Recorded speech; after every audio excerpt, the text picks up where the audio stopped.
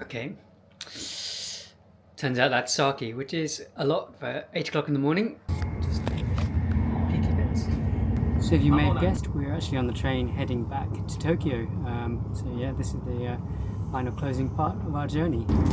You know, Woody, I had a photo flash up on my phone this morning.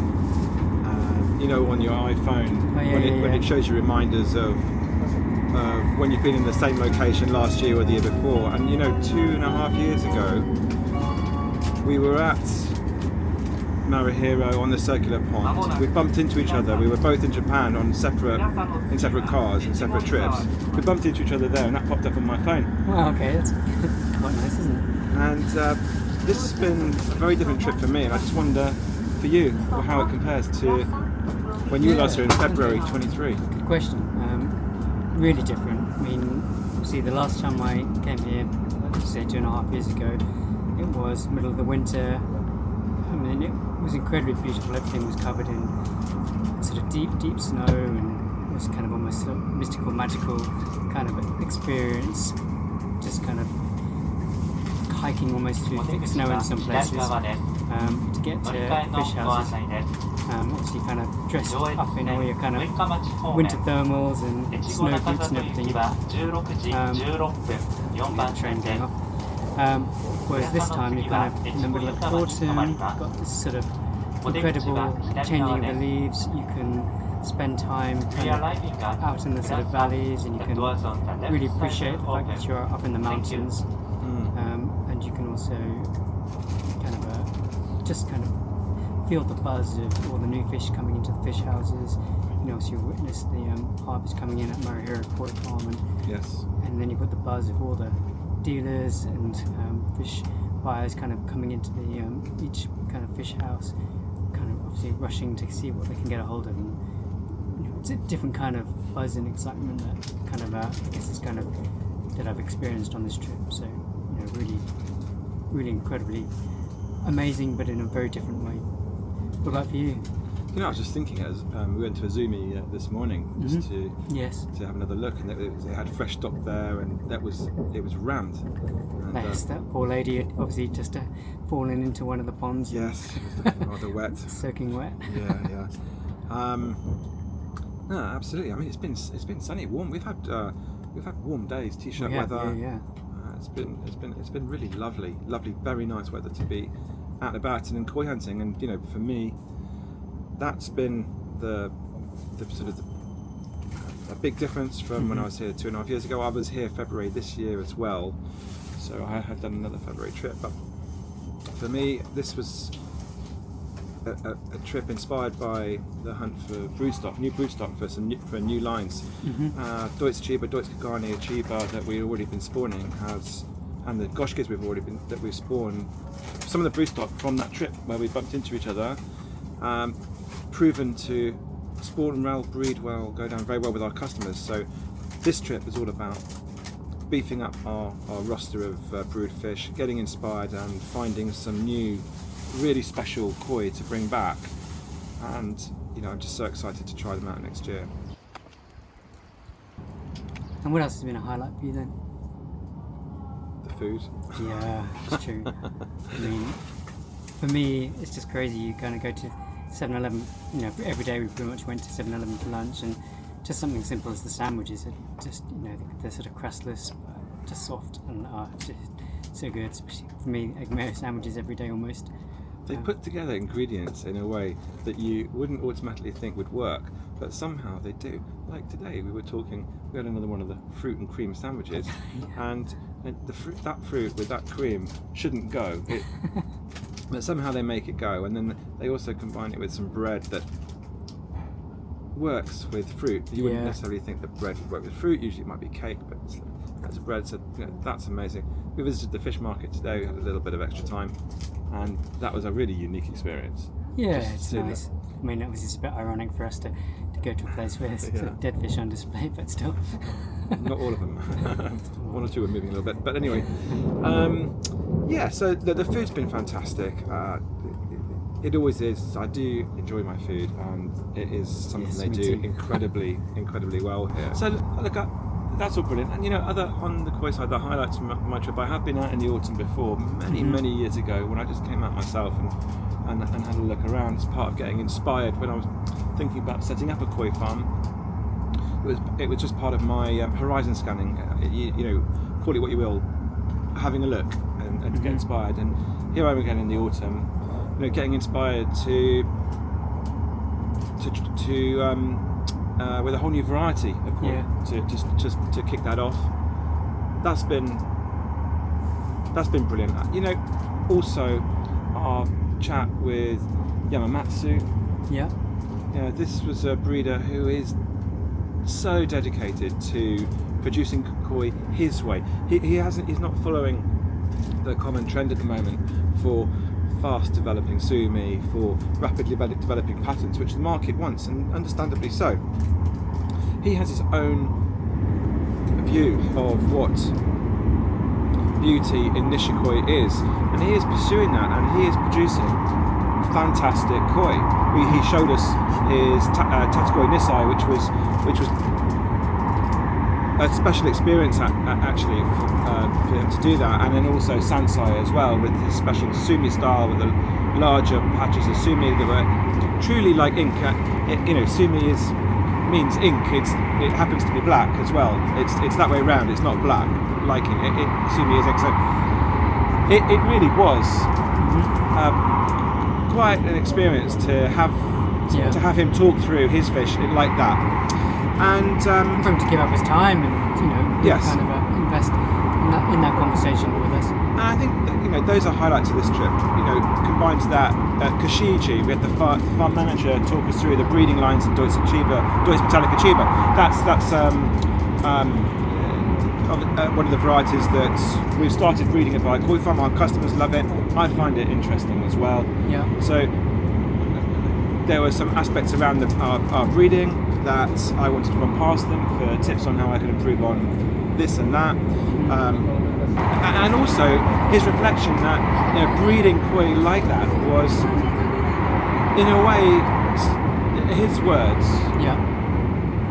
more interesting than breeding Utsuri. His comment was, my experience, and I can relate to this. Let's just first talk about what he said. He said that you're breeding at Suri, and they do breed fantastic Shiro Suri and Showas.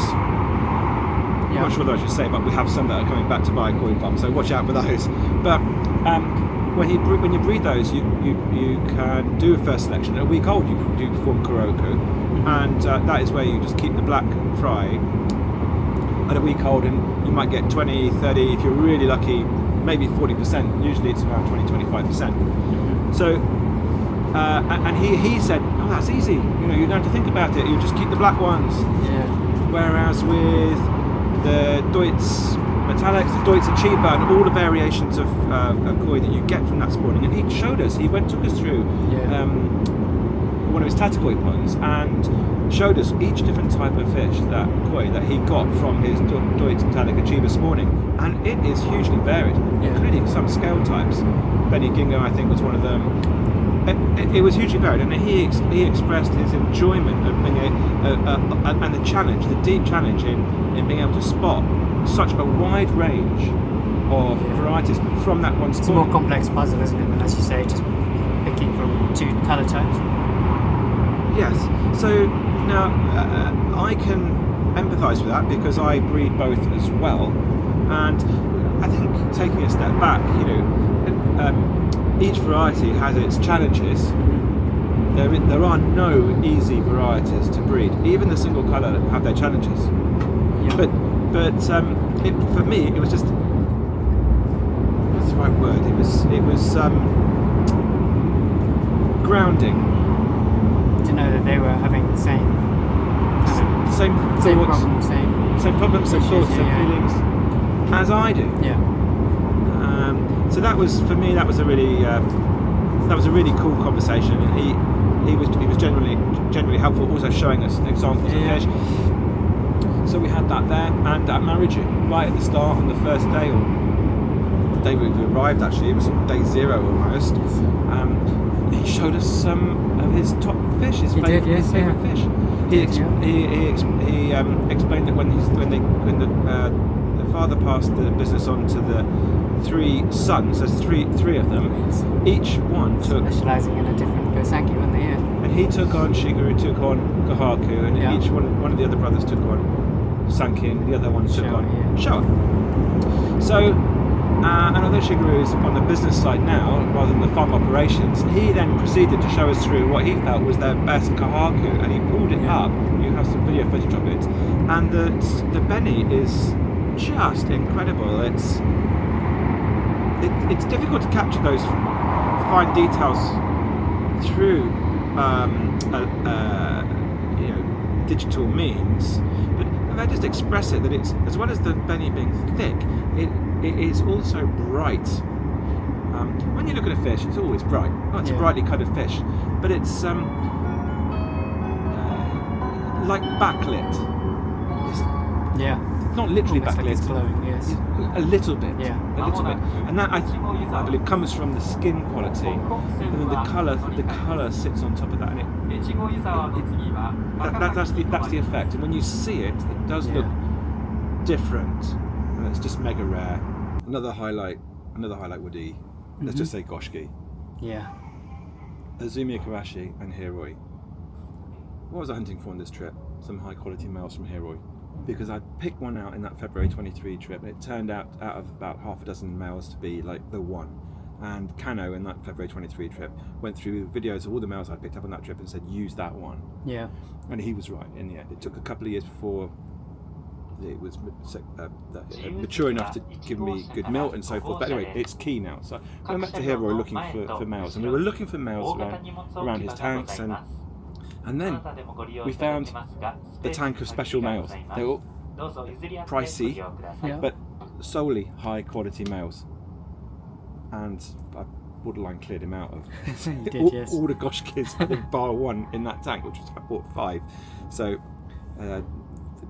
didn't leave much to chance there. We've got five shots there. That was really special. Plus, they were just incredible fish. The Beni on those was really outstanding. Nice, yeah, they were. And even on the Goshki theme, I mean, those ones we found at Koda, the mix of Deutz and sort of fully scaled, but I mean, they were incredible fish. The whole picking exercise at Koda was possibly the most enjoyable I think it was single definitely afternoon. A highlight, wasn't it? Yeah. We found a rich seam of fish, which wide range of varieties. Some Gosanki, but mainly non-Gosanki. Yeah. And it was just a joy to pick through the tanks. Yeah, no. And we really went for it. I mean, it was a super opportunity. We just continued to go, continued. And it was easy though. I mean, there were so many good fish to pick from, so it's a no-brainer, wasn't it? Yeah. And we'll share more of that later. But yeah, the Deutz Goshki were. I mean, they were special, as were a number of others. And they're going to be an interesting fish to watch develop. Yes, loads of tanchos, which I know people will love. But okay, so there's that, and then I finished off by going to his Sansai Pond. Yeah.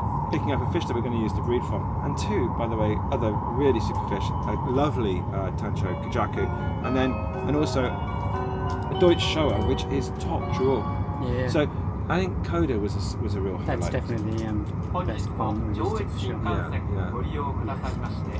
That's a picking highlight, and then also Azumi Ikarashi, also a highlight, because a top objective for me on this trip was to bolster our Goshki lines. I've spoken about Hiroi, female Goshkis at Azumi Ikarashi. Yeah. I bought 4 of them. So I guess you're going to have a lot of kashiki coming up in the next couple of years then, hopefully, fingers crossed. Absolutely, absolutely. So that big highlights. Yeah. We got to see my early autumn harvest purchases shipped back to the UK. Well, you helped. Yes, You carried at least 1 box, I remember. yeah. That was super cool. And you know, I had boxes from a few breeders, and certainly with the Tanaka ones, I got to catch up with him briefly. That's true, yeah. And that was just a nice, just nice to do. See my boxes en route, help out, and ready for Amanda to pick them up on the other side 24 hours or so later. Yes. It kind of closed the circle a little bit on that shipment. And then also for me, Amanda and I ship out a large volume of boxes a year. It's just regular work for us. You know, packing, shipping. And so again, just seeing and being there while the Japanese farmers were doing it and then collating them all in Nigeria as they did. I don't know, again, it just resonated because it mirrors my own working life. And another connection in common. So that was a highlight actually.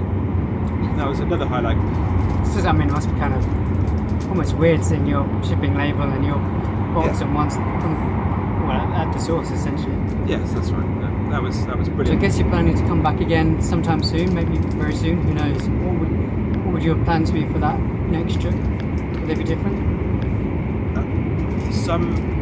A little bit that's been left for next time. Certainly, I do a lot of the same things again. I mean, each trip here is always a little bit different. Each farm, sometimes one farm turns out to be brilliant, another trip it might be another farm. But no, for next time is to get to Sakaguchi really early in the week. Okay. I had a brilliant picking session there.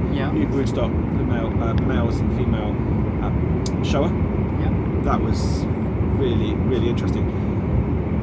I think for next time I want to get back there earlier in the week, and I think a little bit like what I've done with Koshiki this week I'd like to do there. So you're looking for more shower broodstock essentially? And just to bring back some higher quality. Well, we've actually got a range of broodstock now that I'm comfortable with, but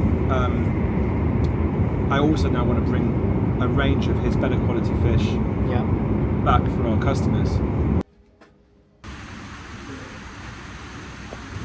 Thank you for tuning in. Hope you've enjoyed all the videos. Keep subscribed to this channel because we've got a load more sort of content that I will share over the next few months. Thank you.